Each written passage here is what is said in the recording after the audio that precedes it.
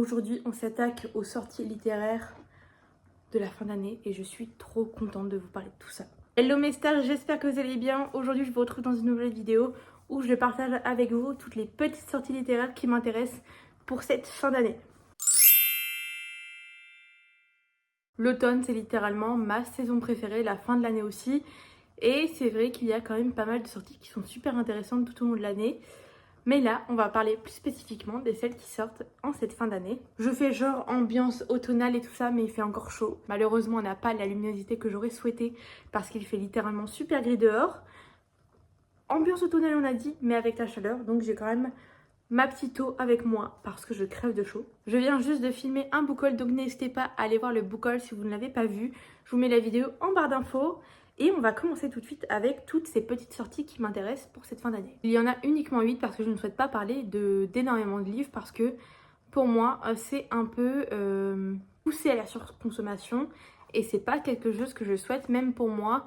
Je sais qu'il y a d'autres livres qui vont m'intéresser mais souvent j'essaie de me restreindre parce que sinon j'achète et je lis beaucoup moins que ce que j'achète. Et ça n'a pas de sens. Donc c'est vrai que j'essaye un petit peu de changer ma mentalité par rapport à ça, ma manière de faire. Même si j'avoue que c'est assez compliqué, vaut mieux faire des petits pas comme ça plutôt que ne rien faire du tout. Donc je sais très bien qu'on a aussi la période de Noël et qu'il y a pas mal de livres de Noël qui vont m'intéresser. Mais pour le coup j'en ai pas mis dans cette vidéo, j'en ai mis que un ou deux. Parce que je trouve pas ça forcément très intéressant. Et on n'est pas tous fans de Noël comme je le suis. Déjà, le 2 octobre, on a le poche de Unhappy New Year qui sort chez Hugonot Romans. C'est un livre qui est sorti l'année dernière pour la nouvelle année. Et pour le coup, je l'avais pas acheté parce que je ne voulais pas l'acheter en brochet. Du coup, j'ai attendu patiemment que le poche sorte. Et il va enfin sortir en octobre. Donc j'ai très hâte de le découvrir. C'est un livre qui a été écrit par plusieurs mains, donc plusieurs autrices je crois. 5 ou 6, quelque chose comme ça. Et j'ai très hâte de le découvrir parce qu'on y suit pas mal d'histoires différentes dedans. Et ça m'intéresse énormément. Pour le résumé, pour le coup, je ne pourrais pas vous le dire parce que je ne le connais pas.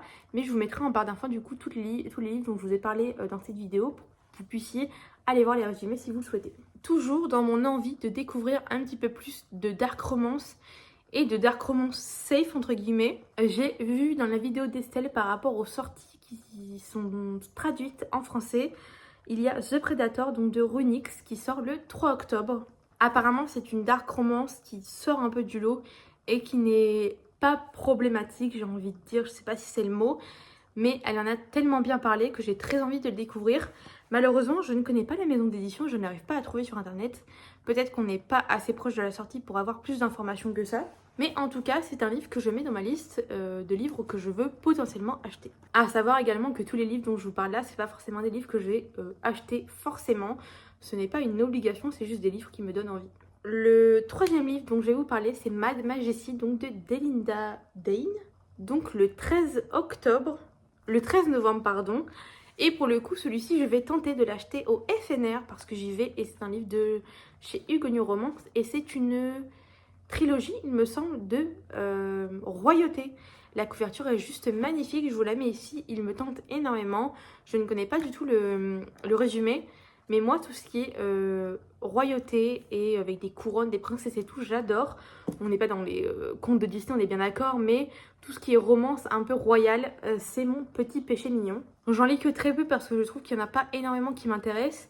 Mais cette saga me tente de fou et surtout la couverture est juste magnifique, regardez-moi ça. Donc si j'ai l'occasion de l'acheter au FNR, c'est ce que je vais faire. Ensuite, une sortie que j'attends avec impatience, mais vraiment, celui-ci c'est sûr que je vais l'acheter. Donc il sort également le 13 novembre et c'est le tome 3 d'Absolu de Margot Nissen chez Big Bang. Les deux premiers tomes ont été des coups de cœur, principalement le premier tome il me semble. Le deuxième tome avait été une excellente lecture et j'ai hâte de pouvoir enfin finir cette saga et de découvrir ce que Margot a pu écrire parce que je suis totalement fan des sagas de dystopie et celle-ci c'est pour moi la saga de dystopie parfaite à lire dans notre ère, donc en 2024. Elle regroupe tout ce que j'aime et assez de modernité pour que ce soit intéressant. Les deux premiers tomes ont déjà été remplis de rebondissements avec des personnages que j'ai beaucoup aimés, d'autres un peu moins. Et c'était une parfaite harmonie de tout ce que j'aime. Et j'ai tellement hâte de pouvoir le lire et de terminer cette saga. Je pense que j'ai sûrement versé ma petite larme. C'est une saga qui est très chère à mon cœur et je suis très heureuse d'avoir pu la découvrir et d'être là à chaque sortie de tome. Je suis un peu triste, j'avoue, parce qu'elle a dit qu'il n'y aurait pas de préquel sur cette série, il y aurait uniquement les 3 livres. Je pense que ça aurait pu être très intéressant de faire un préquel par rapport à ça. Mais si elle ne le souhaite pas, c'est elle qui décide, c'est son histoire. Je pense qu'on est beaucoup à attendre cette sortie et c'est pour ça que je la mets ici, parce que pour moi c'est vraiment un incontournable et une des sorties que j'attends le plus. On a ensuite le 28 novembre le 2e tome de la saga Divine Rivale. Je ne connais pas le titre de ce tome-ci, mais il est rouge, je vous le mets juste ici. De Rebecca Ross du coup. Je n'ai pas lu le tome 1, mais je compte bien le lire pendant ces 2 mois ou en novembre au moins, pour pouvoir acheter du coup celui-ci et enchaîner. J'ai entendu dire que c'était une duologie, mais moi je pense que c'est une trilogie. Donc il faudrait que je me renseigne, je vous le mettrai ici ou en barre d'infos. Ou n'hésitez pas à me dire en commentaire si vous avez l'info. J'ai acheté le premier tome en relié. Donc j'achèterai également le 2e tome en relié. Mais ça il va falloir que je vous en parle dans une vidéo plus en détail. Je ne pense plus acheter de relié réellement. Ou au moins me retenir. Je vous expliquerai pourquoi dans une prochaine vidéo qui sortira dans un moment je pense, mais l'idée commence à germer dans mon esprit. Je pense que Divine Rivalité c'est vraiment la duologie parfaite à lire en automne parce qu'il y a cette veille de magie, jeu grec il me semble, et le côté un peu lettre qui fait très automne je trouve. Donc j'ai hâte de voir, déjà de lire le premier et que le 2e sorte pour pouvoir l'acheter et avoir ces 2 beaux bébés dans ma bibliothèque. Je vous parle maintenant du seul livre de Noël que j'attends avec impatience. J'en attends beaucoup d'autres, mais celui-ci c'est sûrement le principal. Et c'est du coup Comment survivre à Noël en été de Ludo Debord qui sort le 3 octobre, que je pense acheter au FNR pour le faire dédicacer et le lire ensuite. J'ai lu le premier tome et j'avais vraiment adoré me lancer dans cette histoire et découvrir le personnage. J'avais passé un excellent moment et j'avais beaucoup rigolé. Donc je suis très contente qu'il y ait un 2e tome qui soit sur d'autres personnages. Et je pense que ça peut être d'autant plus intéressant parce qu'on les découvre, ces 2 personnages, dans la première histoire. Ludo Debord, c'est vraiment un auteur que j'ai envie de soutenir. Et je suis d'autant plus contente de pouvoir le rencontrer au FNR et d'aller faire dédicacer mes livres. C'est vraiment un très gros plaisir pour moi parce que c'est une personne que j'ai suivie et que je suis depuis un moment sur les réseaux sociaux. Je trouve super sympa. Je regarde pas toutes ses vidéos parce qu'elles sont longues la plupart du temps, mais c'est ma manière à moi de le soutenir que de partager ses sorties littéraires en vidéo et de les lire et tout simplement d'aller les faire signer au FNR. Et dernier livre qui m'intéresse très particulièrement, je vais rencontrer également l'auteur ce samedi, donc je suis trop contente. C'est Fire Meet Gasolina, donc de Quentin Jarnot, qui sort le 4 septembre chez la collection EH. Encore une fois, c'est une dark romance. Je pense que j'ai peut-être été mauvaise, on va dire, de parler du fait que je n'aimais pas la dark romance, parce que c'est un genre que j'aime découvrir et que je découvre petit à petit. Et surtout, je pense qu'il y a différents types de dark romance, en fait, tout simplement. Et Quentin Jarnot, c'est pour moi un auteur que j'ai très envie de découvrir, puisqu'il y a également son 2e livre qui sort également le 4 novembre. Le 4 septembre, pardon. Je vous en avais parlé dans ma dernière vidéo sortie littéraire, Ceux qui nous consument, et c'est l'occasion pour moi, du coup, d'acheter les 2 en même temps et de les faire signer. Je me tâte quand même à aller acheter un des 2 livres le 4 novembre pour le 4 décembre... Le 4 septembre, pardon, pour le lire et aller à la dédicace en ayant lu un livre. Mais la dédicace, c'est samedi. Bah, ça fait court, quoi. 4 et 7.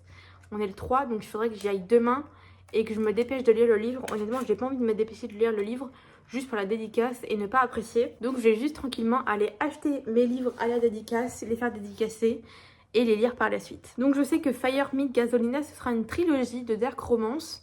Mais étant donné qu'elle est à la collection EH et que j'ai confiance entre guillemets en Quentin, j'imagine que c'est pas une dark romance qui va me heurter. Et c'est un auteur que je suis sur les réseaux sociaux quand même depuis un moment, donc ça me fait très plaisir de pouvoir le rencontrer. Et je sais que le moment ne sera pas, on va pas passer une demi-heure ensemble, ce que je veux dire, même le voir 2-3 minutes et partager avec lui l'histoire de ses romans, ou juste parler du fait que il m'inspire beaucoup sur les réseaux sociaux et me donne fortement envie moi-même d'écrire mes livres. C'est un plaisir pour moi tout simplement. Donc j'ai hâte d'être samedi. Et surtout je remercie Edith de l'Encre du Cœur, qui est la libraire de la librairie spécialisée en romance à Rouen, de pouvoir nous faire découvrir toutes ces jolies personnes et tous ces auteurs-autrices. Franchement c'est un rêve qui se réalise pour moi petit à petit. Et je pense que je vous ferai une vidéo au début d'année prochaine où je vous partagerai avec vous tous les auteurs et autrices que j'aurai rencontrés dans l'année, et potentiellement vous faire un petit classement. Je pense que ça pourrait être sympa. Donc voilà pour toutes les sorties principales qui m'intéressent. N'hésitez pas à me dire en commentaire s'il y a certains des livres que je vous ai présentés là qui vous intéressent et que vous avez envie d'acheter, ou s'il y en a d'autres de votre côté. Parce que du coup, j'ai pas vu absolument toutes les sorties. J'ai fait un petit tour, mais j'ai regardé ce qui m'intéressait plus ou moins, quoi. Donc n'hésitez pas à me dire également si la vidéo vous a plu, à mettre un petit like, à vous abonner à la vidéo. Et je vous retrouve la semaine prochaine dans une nouvelle vidéo. Et je vous fais des gros bisous. À bientôt.